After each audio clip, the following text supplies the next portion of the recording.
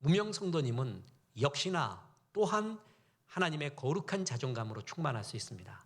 왜냐하면 두 가지 이유 때문에 그렇습니다. 첫째는 배경이 되어주기에 거룩한 자존감이 넘쳐날 수 있습니다. 꽃은 아름다움은 반드시 배경을 필요로 합니다. 무명의 성도님들은 꽃이 피는 곳에 배경이 되어줍니다. 거름이 되어줍니다. 그래서 거룩한 자존감으로 충만할 수 있습니다. 두 번째, 하나님의 상급이 크기 때문에, 하나님의 기억하심 상급이 크기 때문에 무명 성도님은 거룩한 자존감으로 넘쳐날 수가 있습니다. 첫째, 무명 성도님들은 배경이 되어주기에 거룩한 자존감이 넘쳐날 수 있습니다. 오늘 본문은 유명한 안디옥 교회의 이야기입니다. 예루살렘 교회에 핍박이 임하자 많은 성도님들이 흩어지게 됐습니다. 복음 전하게 됐습니다. 누가 주도했고 누가 복음을 전했다는 기록이 없이 안디옥에 이르러 교회를 설립하게 됩니다. 그래서 그리스도인이라 칭함을 받게 되고요, 세계 선교의 전초기지가 됩니다. 다시 말씀드리지만 예루살렘 교회는 여러 가지 면에서 본이 되고 이상적인 모습을 하고 있는 최초의 교회였어요. 그런데 완벽한 교회라 말할 수는 없습니다. 사도행전 1장 8절에 땅끝까지 이르러 복음 전하라는 그 말씀에 빡 막혀 있었어요. 왜냐하면 여러 추측이 가능한데 예루살렘 교회의 주축이 히브리파 유대인이에요. 그 히브리파 유대인들은 특징이 뭐냐면 굉장히 경계가 강해요. 그리고 이렇게 개방적이지가 못하고 이방에 대한 편견들이 심했잖아요. 그래서 이방인에게 복음 전하는 걸 꺼려 했나 봐요. 하나님이 이래서는 안 된다. 교회의 설립 조건이, 그리고 성령을 주신 이유가 복음 전하라고 했는데 이래서 되겠는가? 그래서 하나님이 핍박을 허용하시죠. 그게 뭐예요? 스데반의 순교였습니다. 어쩔 수 없이 도망 다니게 되었어요. 디아스포라가 되게 되었습니다. 그래서 막 흩어져서 다니고 있었는데 그 중에 헬라파 유대인들이 복음을 전하기 시작해요. 안디옥에 와서. 그래서 그들이 주축이 되어서 누가 주축을 큰 이름이 나오지를 않음에도 불구하고 그들을 주축으로 해서 안디옥 교회가 설립되게 됩니다. 하나님의 중심이 이동되어 가고 있는 중이에요. 예루살렘 교회에서 안디옥 교회로, 히브리파 유대인 중심에서 헬라파 유대인 중심으로, 그리고 사도를 중심으로 하던 역사에서 무명의 평신도로 중심축들이 서서히 하나님이 이동시키고 있는 것을 볼 수 있습니다. 사도행전 6장에는요, 예루살렘 교회에 어려움이 생기자 집사들을, 리더들을 세워요. 그들은 예루살렘 교회의 창립 멤버들도 아닙니다. 그런데 그 7명의 섬김이 리더들의 이름을 소상하게 기록했거든요. 창립 멤버도 아님에도 불구하고. 그렇다면 안디옥 교회는 더 큰 일을 했단 말이에요. 비로소 그리스도인이라 칭함을 받고요, 사도행전 1장 8절 세계 선교가 진짜 이루어지는 멋진 교회였단 말이에요. 그러면 누가 창립을 했고 누가 헌신해서 했다라는 그 이름을 누가복음만큼은 기록하지 않을까요? 그런데도 하나님이 그거를 기록하고 있지 않습니다. 그냥 간단하게 구브로와 구레네 몇 사람이라고 간략하게 언급해요. 그래서 목사님들이 사도행전 안디옥 교회의 이 부분을 강해 설교를 할 때도요, 안디옥 교회가 어떻게 설립되었고 어떻게 역사했고 이거보다도 빨리 지나가 버려요, 그 부분을. 그리고 영웅인 베드로와 바울 이야기를 어서 끄집어내요. 이런 형편이거든요. 하나님은 안디옥 교회의 설립, 무명의 성도님들에 의해 복음이 전파되고 교회가 설립됐거든요. 일부러 이름을 기록하지 않았습니다. 우리에게 주는 메시지가 있다는 것입니다. 하나님의 나라는요, 믿음의 영웅들에 의해서 만들어지는 경우가 있습니다. 그것이 다가 아닙니다. 그 영웅 옆에는 영웅 비스무리한 조연급 영웅들이 있고요, 그것만이 다가 아닙니다. 그 조연 옆에는 또 하나의 동력자인 무명의 성도들이 있다는 것입니다. 이 셋이 어우러져서 주의 나라를 이루어요. 어느 하나가 중요한 게 아니라 세 개가 다 통합이 될 때 역사가 일어난다는 것입니다. 믿음의 영웅은 반드시 필요합니다. 리더 반드시 필요합니다. 탁월하고 성령 충만한 리더 하나가 있느냐 없느냐는 굉장히 중요한 공동체의 역할을 하게 됩니다. 사도행전은 그 믿음의 영웅들을 두 명을 소개하고 있어요. 대표적인 영웅. 누구와 누구죠? 베드로와 바울입니다. 그래서 사도행전 1장에서 12장까지는 위대한 믿음의 영웅 베드로의 사역을 중심으로 이야기해요. 그런데 13장부터 28장까지는 바울이 주류를 이뤄요. 베드로와 바울은 주연급 영웅입니다. 그런데 사도행전은 이들만 있는 게 아니라 그 주연과 같이 일했던 조연급 영웅들이 있습니다. 누구가 있어요? 바나바예요. 빌립 집사예요. 스데반이에요. 그리고 야고보예요. 이들이 또한 아주 주연 이상의 영웅들이었습니다. 그러나 영웅과 조연만 있는 것이 아닙니다. 무명이 있다라는 것입니다.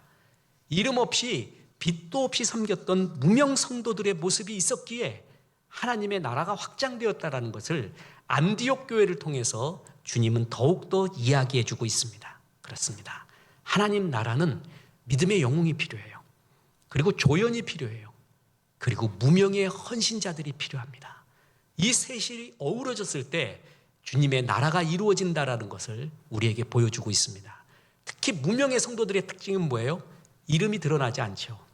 그래서 꽃으로 피어난 영웅과 조연급 영웅들을 빛내줘요. 무슨 얘기예요? 배경이 되어주는 거예요. 걸음이 되어주는 거예요.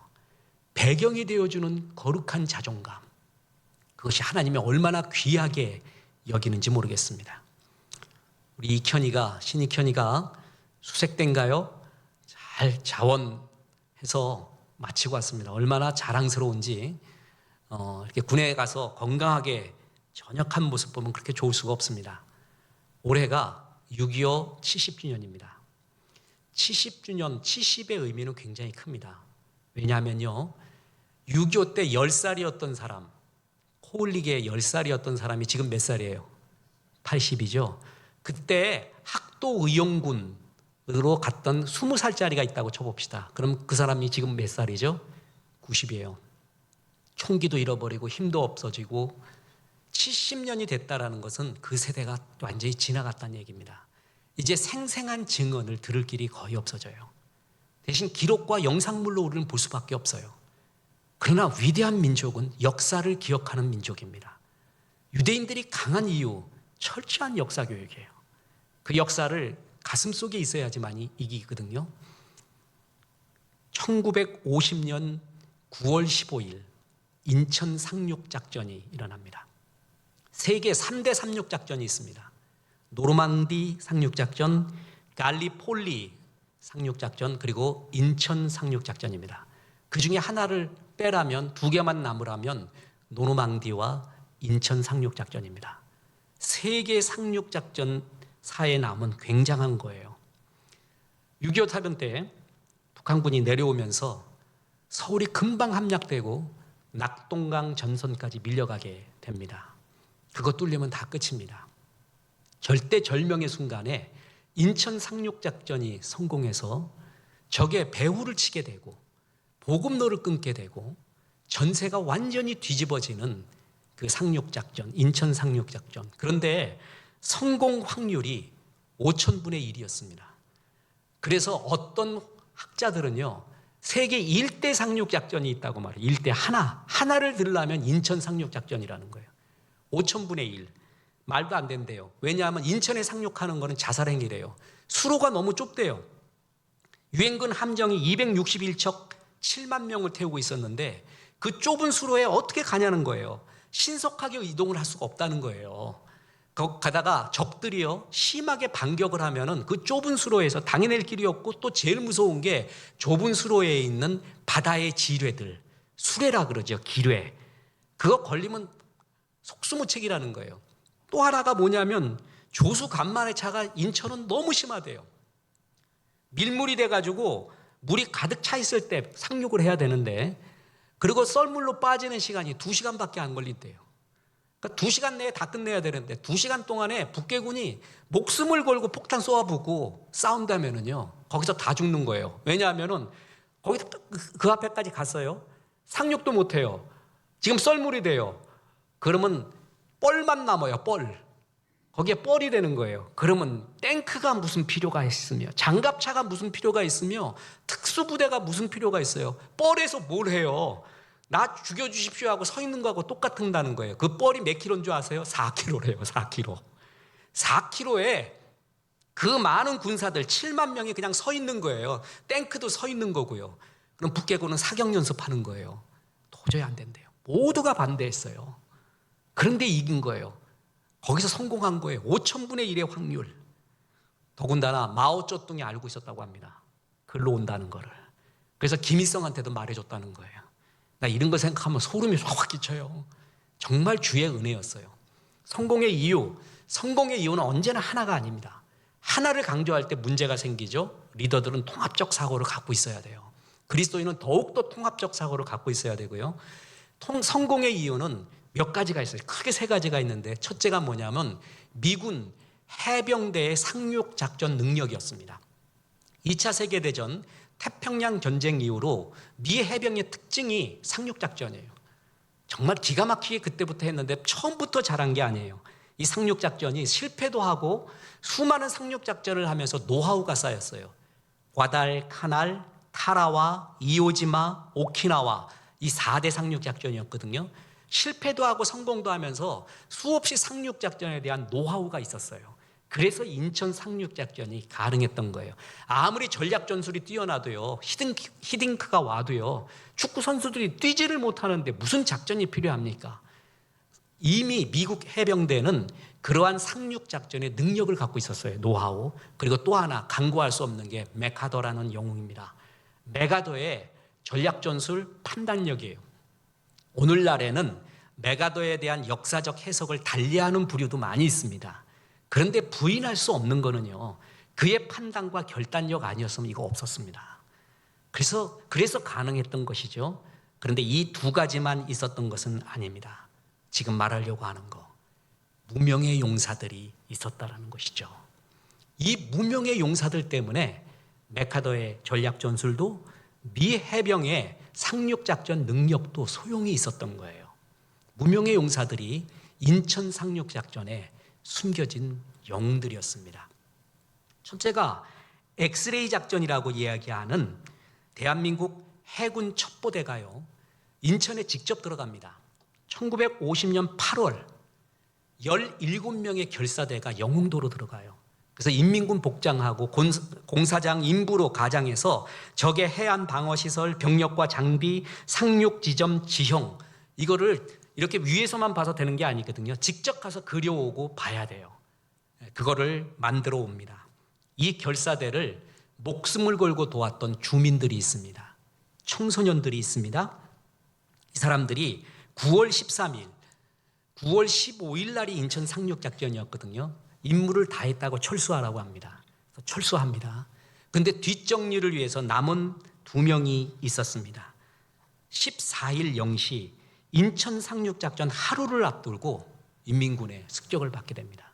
그때 임병래 소위와 홍사옥 병조장이 비밀을 지키기 위해 자결을 합니다. 이게 엑스레이 작전, 우리나라에서 이정재 주연으로 영화로도 나왔어요. 이것이 있어서 그 첩보 완전히 입수해서 들어갈 때, 인천 상륙작전 들어갈 때 자신감이 생겨요. 또 하나가 잊혀지지 않는 것이 켈로 부대라는 것입니다. 켈로 부대는 광복 이후에 대북 첩보를 위해 조직된 미군 산하의 특수비밀 첩보 조직입니다. 계급도 군번도 없어요. 인민군 중공군으로 위장해서 첩보 활동을 벌여왔거든요. 이들이 인천 상륙작전에 큰 역할을 합니다. 아까 인천이 수로가 좁다 그랬죠? 그래서 물 위에 떠 있는 기뢰, 그 지뢰들이 있으면 큰일 난다고 했잖아요. 그거 밟으면은 그 위치를 다 알려줍니다. 특히 제일 중요한 게 8미도의 등대를 밝히게 됩니다. 그래서 함정들이 들어올 수 있는 길, 안전하다라는 것을 가르쳐주고 있어요. 그래서 8미도 등대, 이거 뭐 역사적으로도 유명하잖아요. 그거를 정복하려고 처음에 켈로 부대가 갔을 때 처음에 다 죽습니다. 22명이 전사합니다. 6명 남았어요. 미군 3명, 대한민국 군인 3명. 마지막 결사대로 꾸밉니다. 그래서 들어가요. 그래서 8미도를 마침내 손에 넣습니다. 그런데 이게 무슨 일입니까? 연료 탱크와 등불 받침을 연결하는 나사 하나가 없어져 버려요. 그래서 등불을 못 밝히는 거예요. 이게 역사적 사실입니다. 그때 당시 최규봉 대장이 이런 기도를 하나님 앞에 드립니다. 등대 탈환 중에 총알에 맞고도 죽지 않은 것을 감사합니다. 그런데 어찌에 그것 하나가 없어 등불에 불을 켜지 못하게 하시나이까? 하나님 도와주옵소서. 이 최규봉 대장이 나중에 간증을 해요. 이런 게 있었다고요. 그래가지고 기적적으로 어둠 가운데 손 더듬이 하다가 나사 발견합니다. 그래갖고 등불에 불을 켜요. 그래서 등불에 불을 밝히게 돼요. 9월 15일 8미도 등대에 불이 밝혀지고 이를 확인한 메카더 사령관이 연합함대 261척을 진군합니다. 그게 인천 상륙작전이었어요. 켈러 부대, 엑스레이 작전을 수행했던 해군 첩보대, 이들이 없었으면 힘듭니다. 그런데 더 눈물겨운 게 있습니다. 그게 바로 장사 상륙작전이었습니다. 9월 15일 날이 인천 상륙작전이었잖아요. 동시에 9월 15일 날 경북 영덕의 장사리에 상륙작전을 또 하나 시행합니다. 유인작전, 기만작전이었죠. 그러니까 일로 시선을 집중하게 만드는 것이에요. 그 장사 상륙작전을 하는데 여기에 동원된 군사가 학도병이었습니다. 17살 평균 나이, 훈련 기간은 단 2주, 772명의 어린 학도병이 미숫가루 이런 거 받고 3일치 식량만 받아서 거기서 전투를 벌입니다. 그래서 양동작전을, 유인작전을 성공적으로 하고요. 그리고 국도 7호선을 봉쇄하고요. 인민군 주력부대를 글로 이끌고요. 그래서 다 죽어갑니다. 그래서 조치원호를 다시 파송을 하지만 대부분이 타지 못하고 다 죽어갑니다.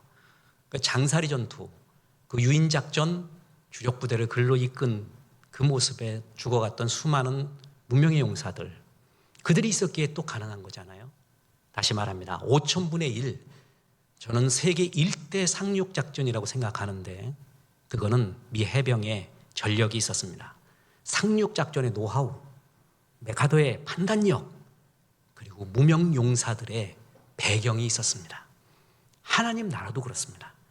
하나님 나라도요, 믿음의 리더가, 영웅적 리더가 정말 필요합니다. 그리고 우리가 지금 예배 드리고 있잖아요. 예배하고 기도하고 찬송하고 구제하고 전도하고 선교하는 수많은 노하우들이 쌓여야 돼요.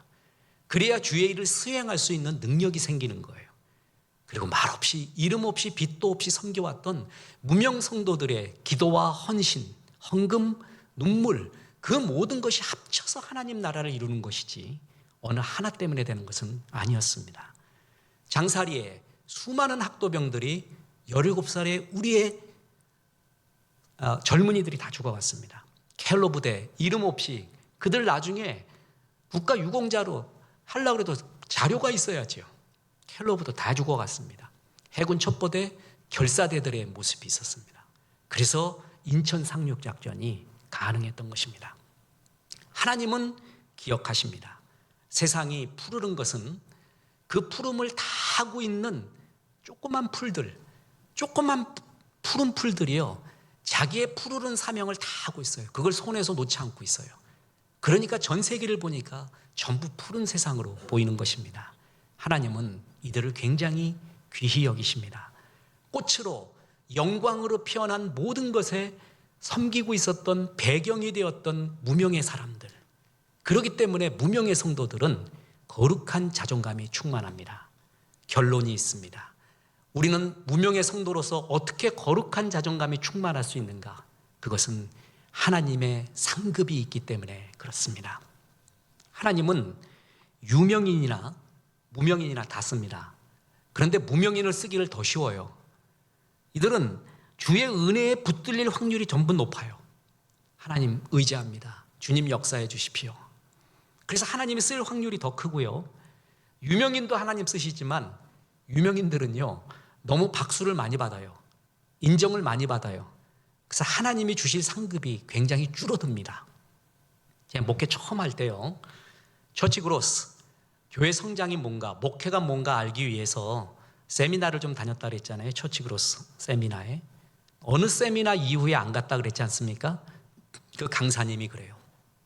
여기 나와 있는, 앉아 있는 강사로 있는 유명한 목사님들 부러워하지 마십시오. 저는 여러분이 부럽습니다. 작은 교회, 소형교회, 중형교회, 무명인 목사님 여러분이 부럽습니다. 우리는 너무 유명해서 사람들로 하여금 박수와 칭찬을 너무 많이 받았습니다. 하나님께 받을 상이 없습니다. 우리에게 유일하게 하나님께 받을 상이 있다면 은퇴하고 난 다음에 이름 없고 빚도 없는 곳에 가서 순교해버리는 겁니다. 아무도 모르게. 그게 우리에게 남은 상급일 것입니다. 그 목사님이 정말 진심이 있는 분이거든요. 그냥 입 바른 말로 한 게 아니에요. 진심으로 한 거예요. 그때 저는 주의 음성을 들은 것 같았어요. 맞구나. 나다운 것, 하나님께서 내게 주신 것, 거기에 집중하며 이름에 상관없이 주 앞에 달려가자. 이름이 너무 많으면요, 이미 상을 너무 받아요. 성경에 이미 받았다라는 구절이 구체적으로 마태복음에만 집중적으로 3번 나와요. 기도할 때, 구제할 때, 금식할 때 너 이미 받았대요. 보세요. 마태복음 6장 2절. 그러므로 구제할 때 외식하는 자가 사람에게서 영광을 받으려고 회당과 거리에서 하는 것 같이 너희 앞에 나팔 불지 말라. 진실로 너희에게 이르노니 그들은 자기 상을 이미 받았느니라. 마태복음 6장 5절. 또 너희는 기도할 때 외식하는 자와 같이 하지 말라. 그들은 사람들에게 보이려고 회당과 큰 거리 어귀에서 서서 기도하기를 좋아하느니라. 내가 진실로 너희에게 이르노니 그들은 자기 상을 이미 받았느니라. 마태복음 6장 16절. 금식할 때 너희는 외식하는 자들과 같이 슬픈 기색을 보이지 말라. 그들은 금식하는 것을 사람들에게 보이려고 얼굴에 흉하게 하느니라. 내가 진실로 너희에게 이르노니 그들은 자기 상을 이미 받았느니라. 그들은 자기 상을 이미 받았느니라 라는 사건이 있을 수가 있습니다. 이 위험에 굉장히 노출된 사람이 유명인들이에요. 유명인들 잘못했다 하면은요, 하나님 앞에 하나님이 주실 상이 없이 이미 상 다 받아버렸어요. 지금 은퇴하시고 원로 목사를 하고 있는 엘 목사님이 있습니다. 아름다운 목회를 하셨고 이름 되면 다 아시는 분들이에요. 이름을 알고 싶으면 일부 예배의 녹화 방송을 들어보시길 바랍니다. 그 목사님이 이렇게 고백을 합니다. 저는 조심스럽지만 확신하는 게 하나 있습니다. 천국에 가면 저는 아무런 상급을 받지 못할 수도 있다는 것입니다. 이 세상에서 너무나 많은 사랑을 받았고 너무나 많은 박수와 인정을 받았기 때문입니다. 그래서 엘 목사님이에요. 이런 겸손함이 있기 때문에 엘 목사님이고 또 한면으로는 이분의 진심일 수도 있다는 겁니다. 유명한 목사님들 가슴속에 정말 주 앞에 생각하잖아요. 하나님이 내게 주실 상급이 있을까? 내가 사람들한테 너무 받아버린 거 아닌가? 아마 그런 마음이 있나 봅니다. 미국 뉴욕의 그레이스 침례교회에서 40년 동안 목회하시고 지금 원로 목사로 계시고요. 베스트셀러 저서인 성령의 19가지 은사와 또 다른 12사도를 포함해서 40권이 넘는 좋은 경건세적을 기록한 레슬리 플린 목사님이라고 있어요. 참 좋은 분이에요. 글 참 잘 쓰십니다. 레슬리 플린, 이분도 이런 고백을 합니다. 일평생 충성스럽게 양떼를 치다가 세상의 주목을 받지 못하고 죽은 시골 교회 목회자가 빌리그레함보다 더 빛날지 모르며 오지에서 묵묵히 사역한 무명의 선교사가 그 유명한 리빙스턴보다 더 칭송을 받을지도 모른다. 이분들은 진심으로 그 고백을 하는 겁니다. 우리가 하나님을 정말 믿잖아요. 그러면 무명이라는 것에 너무 마음 쓸 필요 없습니다. 그럴수록 하나님이 주실 상급이 더 있습니다. 세상에 박수받지 못하고 세상에 큰 인정받지 못한 너희야, 하늘의 상급이 많지 않니? 저 사람들이 이미 세상에서 박수 너무 많이 받았다. 저는 재밌게 믿고 있는 게 하나 있어요. 선교사님 자녀, 목회자 자녀 하나님이 잘 되게 해주신다, 이렇게 믿습니다. 그 박수를 자녀에게 하나님이 주실 수 있다. 세상에서 받지 못했던 박수를, 인정을 하나님이 자녀에게 주실 수 있다, 그렇게 생각을 합니다. 하나님은 반드시 기억합니다. 그리고 하늘의 상급을 준비하고 계십니다. 오해하지 마십시오. 무명인도 쓰실 수 있다고 말하는 거지 모두가 무명인이 되어야 하나님이 쓴다는 구절이 절대 아닙니다. 고지론과 미답지론이 있다고 수없이 말씀하셨죠. 어떤 사람은 하나님이 유명으로 이끌어갑니다. 요셉이 그래요. 느헤미야가 그렇고 에스라가 그래요. 에스더가 그래요. 학개가 그렇습니다. 이런 사람들은 어려운 형편에서 뛰어난 고지를 점령하게 만들어요. 그래서 선한 영향력을 많이 끼치게 만들어요. 이걸 고지론이라고 해요. 어쩔 수 없이 영웅이 되고 유명인이 되는 거예요. 하나님은 그렇게도 쓰지만 그 사람들만 쓰는 게 아니라 이름 없는 미답지론, 무명 성도들도 동일하게 쓰시며 하나님의 상급을 준비하고 있다는 것이죠. 우리가 값싼 승리주의가 우리의 갈 길이 아닙니다. 그렇다고 해서 거룩한 패배주의도 우리가 달려갈 길은 아니에요. 무조건 낮은 곳으로 간다. 이름 없어진다. 그게 이름 있어질 자신이 없으니까 이름 없는 거를 자위하는 모습으로 그 얘기를 해서는 안 되는 것이에요. 어떤 사람은 하나님이 유명인으로 쓰시고 어떤 사람은 무명인으로 쓰세요. 그러나 하나님 나라에서는 동일하다는 얘기예요. 문제는 유명인이 되느냐 유명인이 되느냐 그게 아니라 하나님이 쓰시느냐가 더 중요하다는 것입니다. 그래서 보십시오. 디모데후서 2장 20절 21절에 보면 큰 집에는 금그릇과 은그릇뿐 아니라 나무그릇과 질그릇도 있어 귀하게 쓰는 것도 있고 천하게 쓰는 것도 있나니 그러므로 누구든지 이런 것에서 자기를 깨끗하게 하면 귀히 쓰는 그릇이 되어 거룩하고 주인의 쓰심에 합당하며 모든 선한 일에 준비함이 되리라. 하나님은 우리를 그릇이라고 합니다. 그런데 디모데후서에 나와 있는 그릇은 금, 은, 나무, 질그릇이잖아요. 이거 갖고 설교 굉장히 많이 들었을 거예요. 오늘 이렇게 한번 해석해 봅시다. 금그릇과 은그릇은 유명한 그릇이에요. 근데 나무그릇과 질그릇은 무명한 그릇이에요. 그런데 주님의 관점은 유명하냐 무명하냐가 아니라 잘 보세요. 누구든지 자기를 깨끗하게 하면 귀히 쓰는 그릇이 되어 거룩하고 주인의 쓰심에 합당하며, 주님은 금, 은, 나무, 질그릇을 따지지 않고 쓸 수 있는 그릇이냐를 본다는 거예요. 그래서 쓸 수 있는 그릇이 되면 뭐라고요? 귀한 그릇, 명품 그릇으로 여긴다는 것이죠. 이게 하나님의 관점이에요. 유명, 무명의 방점이 있는 게 아닙니다. 하나님이 쓰시느냐의 관점이 있어요. 그래서 어떤 사람은 유명하게 쓰세요. 어떤 사람은 무명하게 쓰세요. 동일하다는 것이죠. 오늘 안디옥 교회는 무명의 성도들에 의해서 개척이 됩니다. 주님이 일부러 그 개척 멤버들, 창립 멤버들의 이름도 기억하지 않습니다. 그러나 이 무명 성도들이 얼마나 귀한 역사를 해서 비로소 초대교회다운 초대교회, 주의 역사가 일어나는 그리스도인이라 칭함을 얻고 또한 세계선교회, 교회다운 교회의 모습이 무명 성도들에 의해서 설립된 거예요. 무명 성도는 메리트, 장점이 하나 있습니다.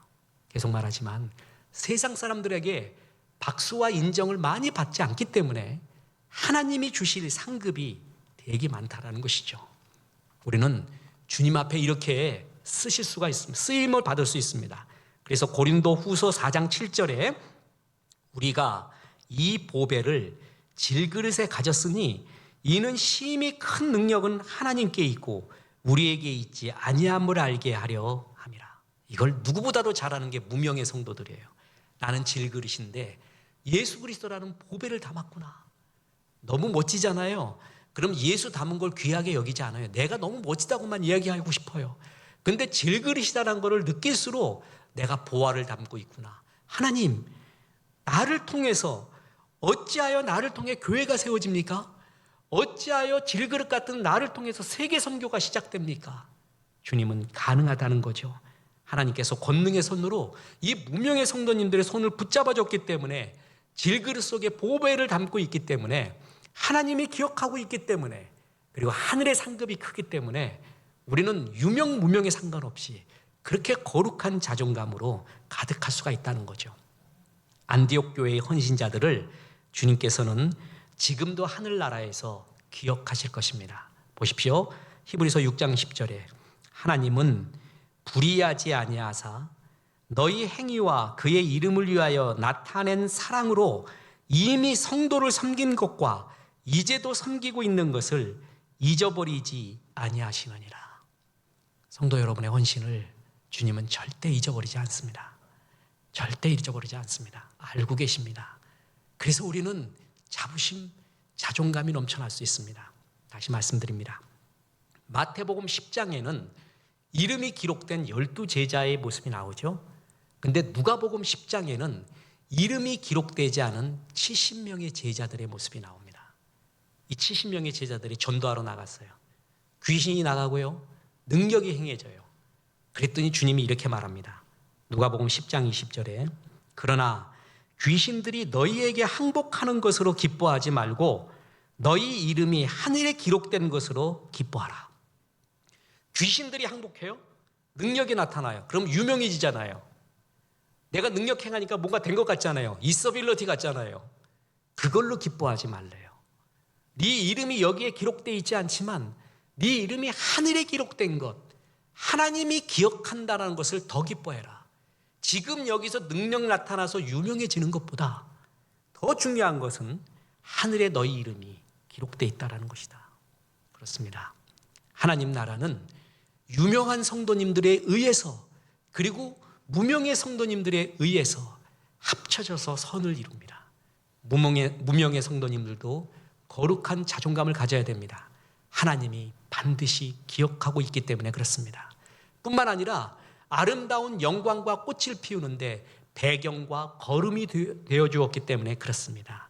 그리고 이런 성도에게 베푸는 하나님의 기억하심과 하나님의 상급이 크기 때문에 무명 성도님들 너무 괴로워하지 말고 하늘나라 바라보며 더욱더 충성스러운 삶을 우리는 살 수가 있다는 것입니다. 이런 충성스러운 종 되어서 하늘나라에 가서요, 생명의 면류관, 이름이 기록되어 있고 아그야 넌 이름만 기록된 게 아니라 면류관 주겠다 하는 큰 칭찬 받으시고 비로소 이것이 내 살아온 보람이었구나 하는 그 영광이 가득 넘쳐나기를 주 예수의 이름으로 축원합니다.